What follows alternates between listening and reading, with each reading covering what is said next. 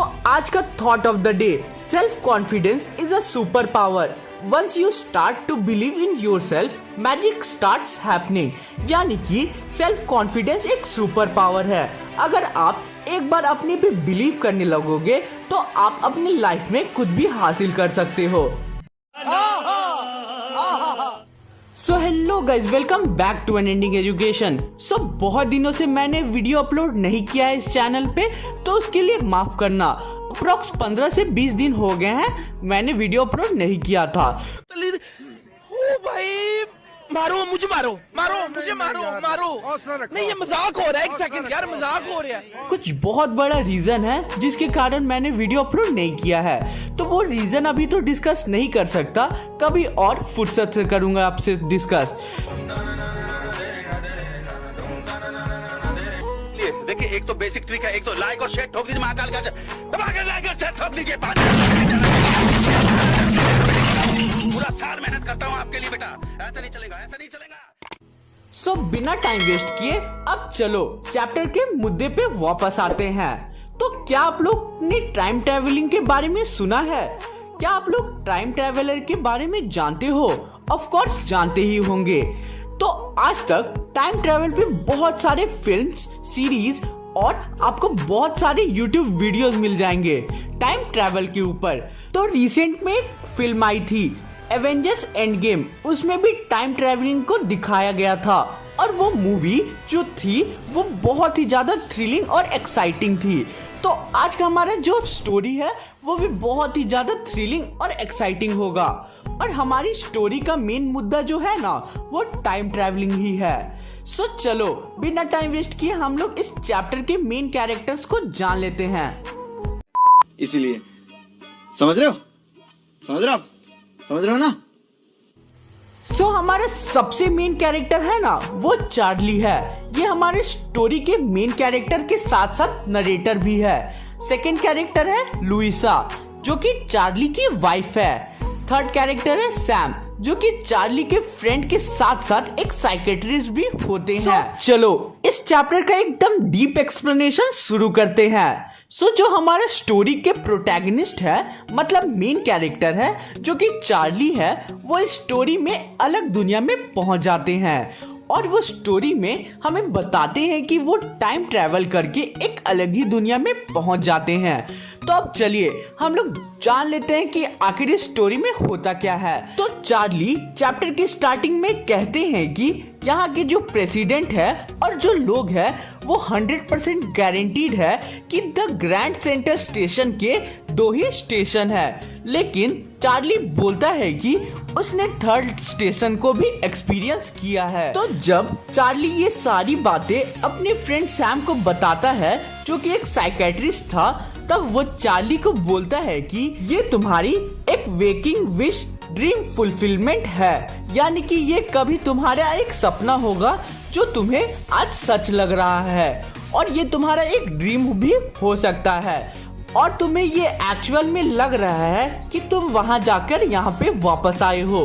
फिर सैम बोलता है कि हो सकता है कि तुम अनहैप्पी हो, जिसके कारण तुम्हें ये नया वर्ल्ड दिख रहा है। तो जैसे ही ये बात उसकी वाइफ लुइसा सुनती है तो वो शॉक्ड हो जाती है और वो सोचने लगती है कि ये सब शायद उसकी ही गलती की वजह से हो रहा है। बट उसके बाद सैम बोलता है समझाते हुए कि चार्ली अनहैप्पी इसलिए है क्योंकि ये मॉडर्न वर्ल्ड है, ये बहुत ज्यादा इनसिक्योरिटी, डर, लड़ाई झगड़े और परेशानियों से भरी हुई है, और ये सब रीजंस के कारण ही ये सब चार्ली के साथ हो रहा है। इसके बाद नरेटर बोलते हैं कि यानी कि चार्ली बोलता है कि आज की इस दुनिया में इतनी ज्यादा इनसिक्योरिटी है कि कौन इस दुनिया से छुटकारा नहीं पाना चाहता है।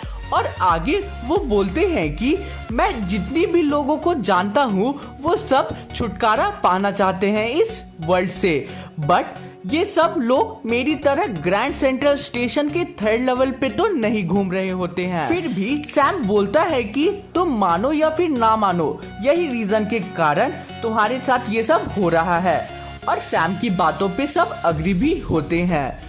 और वो ये भी कहते हैं कि तुम्हारी दूसरी हैबिट भी तुम्हारी इन्हीं चीजों पे पॉइंट आउट कर रही है, कि तुम इस वर्ल्ड को एस्केप करना चाहते हो।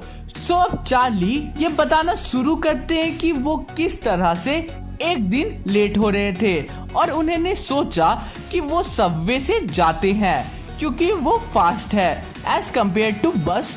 एंड जैसे ही वो सबवे से जाते हैं वो अलग ही दुनिया में पहुंच जाते हैं। वो 3rd लेवल पे पहुंच जाते हैं ग्रैंड सेंट्रल स्टेशन के। एंड वहां जैसे ही वो अंदर जाते हैं उन्हें ऐसा लगता है कि वो अलग ही दुनिया में पहुंच गए हैं। और ये जो ग्रैंड सेंट्रल है वो एक ट्री के जैसा दिख रही है, यानी कि उसकी ब्रांचेस दूसरी डायरेक्शन में जा रही थी। सो आगे वो हमें बताते हैं कि ये उनके साथ पहली बार नहीं हुआ था, ये पहले भी उनके साथ हो चुका था। वो जाना कहीं और चाहते थे बट पहुंच कहीं और जाते हैं और उन्हें ये आइडिया नहीं होता है कि आखिर वो अचानक से यहाँ कैसे पहुँच जाते हैं। फिर चार्ली आगे बोलते हैं कि स्टार्टिंग में उन्हें वहाँ कुछ आवाज नहीं आई, जैसे ही वो आगे गए तो वो देखते हैं कि वहाँ का जो सिनेरियो था वो बिल्कुल डिफरेंट था एज कम्पेयर टू उनकी प्रेजेंट दुनिया का। और वो फिर आगे देखते हैं कि वहाँ पे टिकट काउंटर काफी छोटा था, लोग अलग अलग कपड़े पहने हुए थे, वहाँ के मेन बड़े बड़े मुस्टैचेस रखे हुए थे और वुमेन फुल स्लीव क्लोथ पहनी हुई थी। सो जैसे ही चार्ली ये सब देखते हैं तो वो सोचते हैं कि ये तो वैसा वर्ल्ड नहीं है जहाँ वो रहते थे। चार्ली को ये पता चल गया था कि वो अपनी दुनिया में नहीं है, बट अब चार्ली को ये पता लगाना था कि वो आखिर किस टाइम पे पहुंच गए थे। तो अब जैसे ही वो थोड़ा आगे जाते हैं तो उन्हें एक शॉप दिखता है न्यूज़पेपर की और वो वहाँ पे न्यूज़पेपर उठा के देखते हैं तो उस न्यूज़पेपर का नाम था द वर्ल्ड और उसमें जो टाइम प्रिंटेड था, उसमें जो डेट प्रिंटेड होती है वो थी 11 जून 1894 की।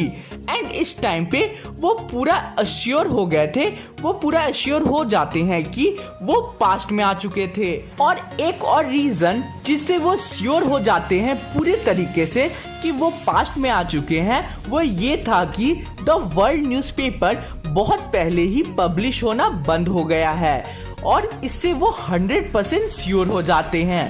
सो अब चार्ली काफी हैप्पी थे उस टाइम में जाकर। एंड वो कहते हैं कि दैट टाइम उन्होंने डिसाइड किया कि वो 2 टिकट लेंगे अपने और अपनी वाइफ के लिए और उस टाइम यूएस में जाकर वो सेटल हो जाएंगे एंड उन्हें उस प्रेजेंट लड़ाई झगड़े वाली दुनिया में नहीं रहना था। तो जब चार्ली अपनी वाइफ के लिए भी टिकट लेने वाले थे, इससे ये पता चलता है कि चार्ली पागल नहीं थे, क्योंकि चार्ली को रियलिटी पता था कि उनकी वाइफ भी एग्जिस्ट करती थी। सो अब जैसे ही वो टिकट काउंटर में जाते हैं टिकट खरीदने तो वो टिकट बेचने वाला चार्ली को बोलता है कि क्या तुम मेरे साथ मजाक कर रहे हो? Are you comedy me? अब वो ऐसा इसलिए बोलता है क्योंकि ये ऑब्वियस सी बात थी कि उस टाइम की करेंसी डिफरेंट होगी एज कम्पेयर टू उसकी करेंसी जो वो रियल वर्ल्ड में रहता था। तो चार्ली इस बात को समझ जाते हैं और वो डिसाइड करते हैं कि वो वापस जाएंगे और करेंसी एक्सचेंज करके वापस यही दुनिया में आ जाएंगे अपनी वाइफ को लेकर। तो अब चार्ली वहां से चले जाते हैं और उसके बाद उन्हें इस ग्रैंड सेंट्रल स्टेशन में 3rd लेवल कभी नहीं मिलता है। तो अब चार्ली काफी उदास हो गए कि जब वो 3rd लेवल नहीं ढूंढ रहे थे तब उन्हें 3rd लेवल मिल गया था और जब अभी वो ढूंढ रहे हैं 3rd लेवल को तो उन्हें वो मिल नहीं रहा है। तो जब ये सारी बातें वो अपनी वाइफ लुइसा को बताते हैं तो वो एकदम चिंता में आ जाती है और कहती है कि अब वो 3rd लेवल को ढूंढना बंद कर दे। तो चार्ली अब हार मान जाता है और सोचता है कि हो सकता है कि ये एक इल्यूजन होगा और जो सैम बोल रहा था वही बात सच होगी। सो गाइस, आज का हमारा ये चैप्टर का पार्ट 1 कंप्लीट होता है। बस सेकेंड पार्ट के लिए आपको ज्यादा वेट नहीं करना पड़ेगा, जल्दी ही अपलोड कर दूंगा। सेकंड पार्ट के लिए बस आपको 2 काम करना है, चैनल को सब्सक्राइब कर लेना और बेल वाले आइकन को ऑल पे सेट कर देना। सो मिलते हैं नेक्स्ट वीडियो में, तब तक के लिए टाटा बाय बाय, खत्म। Bye bye, tata, goodbye, गया।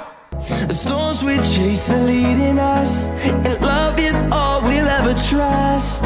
Yeah, no, I don't wanna waste what's left.